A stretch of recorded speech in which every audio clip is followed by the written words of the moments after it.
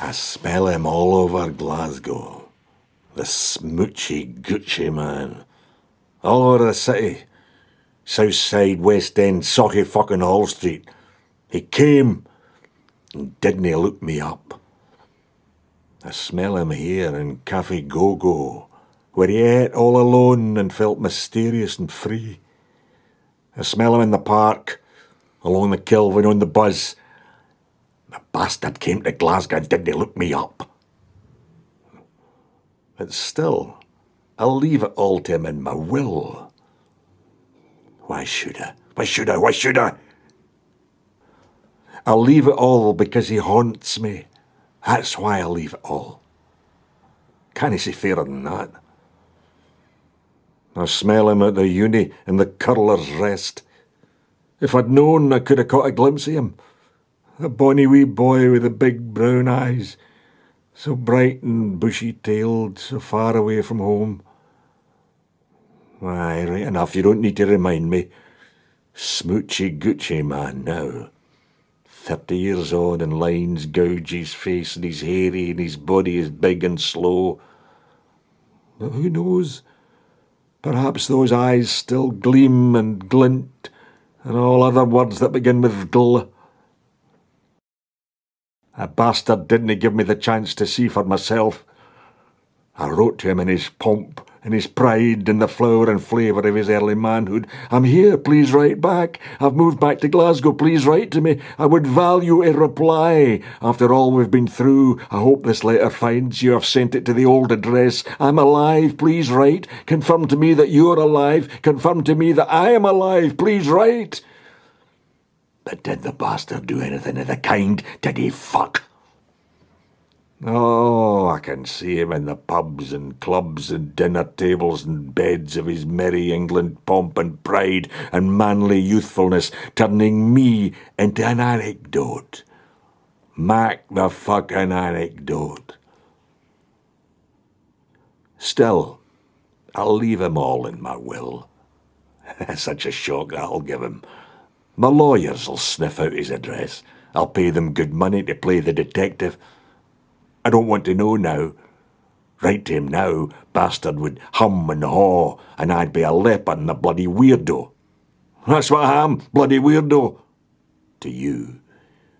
You, bright eyes and crop of dark hair and sticky out ears and beautiful voice, and when you smile, your face creasing into 100 soft lines. I loved him. He cleaned her shoes, Mac the anecdote, and always wore a kilt, Mac the kilted anecdote.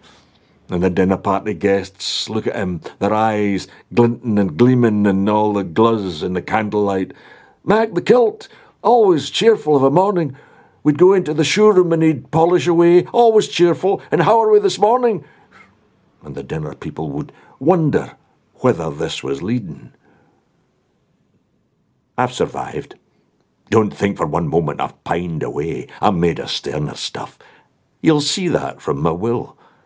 My will show you I have got on. It's a grand thing, making a will, bastard. It's a fine and grand thing. I smell you in the Kibble Palace. You're lovely in the morning, and I always shined your shoes, special shiny. At break I'd see you in the playground, so light and lively. Sometimes the bigger boys would bully you. That pained me. But I was careful to do nothing. It would not have helped you to have a champion. See how deep my care was for you, bastard. It's now that I'll have to stop circling round my secret and start confessing to a moist heart, a soft and gooey centre. My room, my wee room. His room, he flutes to his lover as they lie entwined in one another's arms, moonlight playing on his soft, dark skin. His little room down in the bowels of the school. Aye, arsehole of the school, bastard. That's where they housed me, arsehole of the school. I'm not angry. It was my little room, and it was cosy and snug and warm and lots of other four-letter words. And I had an electric fire and 2 armchairs and a bed and a wee desk. I don't know if he slept there, you sing to your lovers, and I don't remember if he had a bed. I had a bed, but I didn't sleep there. Down in the end of the corridor in the very bowels of the school and dark and gloom room. I smell you at the sits. Never thought much of me, did you? Never really thought I'd come to much, but wait till you get my will. I don't know how, you trill to your mistresses who gaze up at you with wonder, and I don't know when, but at some point I started to visit him down in his little room, the little room with the electric fire. I wanted to make you feel wanted, my soft wee boy, my angel with the dark eyes, my dream, my heart's desire. There were so many corners and angles and edges in your life, and you needed curves. I wanted you to feel at home, my small wee laddie. So I'd go out and buy peanut butter and marmalade and bread, and I'd make you peanut butter and marmalade pieces, and on a wee primus I'd boil up some water and make tea, and you'd sit snug and safe in my wee room and taste your real home, and I'd look at you, so soft and lost, and all other sad words with O in them. How could any father have left you? Believe me, it made my blood boil. You'll like what I've put in my will, bastard, because I bet you still eat them. Let me tell you now. Will I tell you now? I can't resist. I love it. It makes me smile. You'll be amazed. You'll see my soul-seeped poetry. From the moment my will is executed till the day you die, bastard, Harrods will send you once a week 1 jar of peanut butter, 1 jar of marmalade. I've told you now, and you make me feel angry and stupid. You didn't deserve my love. You didn't deserve the treats I've got in store for you, bastard who suspected me and never wrote back. I did not deserve to be treated thus. And now I've told you what's in store, you'll take it for granted. Sweet of him, I suppose, you whisper to your children, but promise me never to take gifts from strangers. And your wee kids look up at you with their soft brown eyes and nod and smile.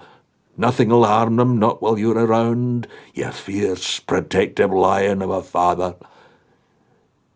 And then one day, you've told your drinking companions 1,000,000 times, then one day he produced a couple of exercise books.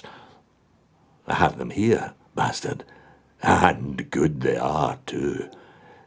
In his cosy little room with winter outside and the fire on and a peanut and marmalade sandwich on the arm of the chair, he showed me the 2 exercise books. Their work's art. But of course, being the clever wee bastard you are, you've worked out by now where they came from. Oh, my beloved boy, I was desperate for your love. You can see that now. Hold me to your chest, hold my tired old head to your chest and tell me you understand. I wanted to live in another world just as you did. I wanted to be there with you. The exercise books took us there. Extraordinary, those 2 exercise books, you sing and flute to some invisible spectator, proving beyond the shadow of a doubt that Mac the Kilt was in the wrong job. He should never have been a shoeshine boy. Oh, no, he should have been in Hollywood. Your scorn wounds me still. Your patrician, patronizing, smug, enveloping, stupid superiority still wounds. They are bloody works of art. Good enough to fool a 9-year-old boy, anyway. At the front, sums. Boys' sums. 18 plus 18 equals 36. A few pages of sums. And at the back, oh, wonder to behold, a diary. A boy's diary. A diary of his life spent on an island when his plane crashed there. Here they are before me. You want to see them again? Then come to Glasgow before I die. Share with me again those soft moments in the winter dark in front of the electric fire when I was still a young man and you were a boy. You read the diary, your eyes wide and believing. How did I know this would hook you so far from home? I just did. It would probably have hooked anyone, but it was only you I wanted. Clever, clever me. And when you'd finished reading, and the peanut butter and marmalade piece was gone, you looked up at me, your eyes sad and full of tears.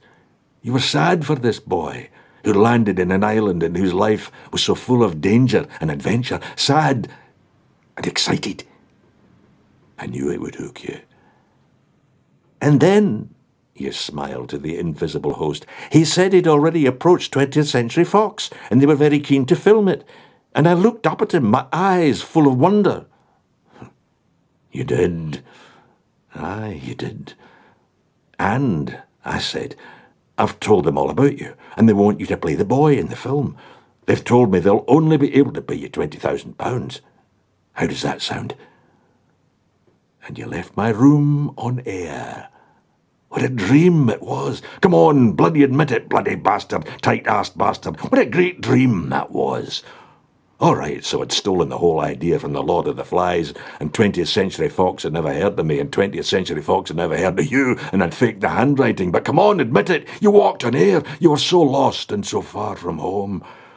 To dream you could be on an island and say those words and be paid so much money. No vulgar speculation, please. Yes, it's true, if you must know, that I would have had you if the chance had been there. You were soft and young, and I loved your flesh, and I would have loved the softness of it beneath my fingertips. Of course, bastard, you couldn't keep your mouth shut, could you? A little dream you couldn't keep to yourself, but whispered it to your friends. £20,000, 20th Century Fox, Island, film, diary, Mac the shoe, and so forth and so on. And then they found out. And you want to know what they said, all those pederasts? That I was corrupting the young and had to go. Oh, my dearest boy, it broke my heart to go. That last day I cleaned your shoes, and how are you this morning? And you asked me if I'd heard anything from 20th Century Fox, and I said they were almost ready, and we'd hear soon, and you went off to class, your shoes glinting and gleaming, and all the gluzz, and I saw you at break, dark and glowing and gluzz, and I was gone. A year or so later, you grinned to your wedding guest. A year or so later, he invited me to tea at his flat. He got himself a flat. I decided to bring a friend. Oh, so glad I did. And we ate our tea. And Mag the Shoe told us all his children were in the other room, all 8 of them in the other room, watching television, colour television that hadn't even been invented. Oh, bastard. You see right through me. That's why I've left you the ghosts of all my 8 children in my will. May they haunt you till the day you die. And the television. I've left you my old black and white television that flickers and buzzes but shows no picture. You should have believed me. But you left with your friend, suspicion glinting and gluh in your eyes. Bastard! Hate you. It was a gloomy flat, you sing, and he would have done something unspeakable to me if I'd been alone, murdered me even, who knows? Thank God I brought a friend. I would have held you and stroked your soft hair and kissed your big sad eyes and stroked your dark skin and lain you on the floor and loved you well. Perhaps my passion would have got the better of me and I may have hurt you, but you would have forgiven me. I smell you in the streets of Glasgow. Why did you not tell me you were here? Why did you never reply to my letter? In my will, I leave you an island In my will, I'll leave you my shoe shine set. In my will, I'll leave you my television, the peanut butter and marmalade, my exercise books, my best kilt, and 8 ghosts. You've already got the room and the electric fire and the armchair and the bed. You should have visited me. I curse you, bastard. But don't, for a moment, think I care. Don't.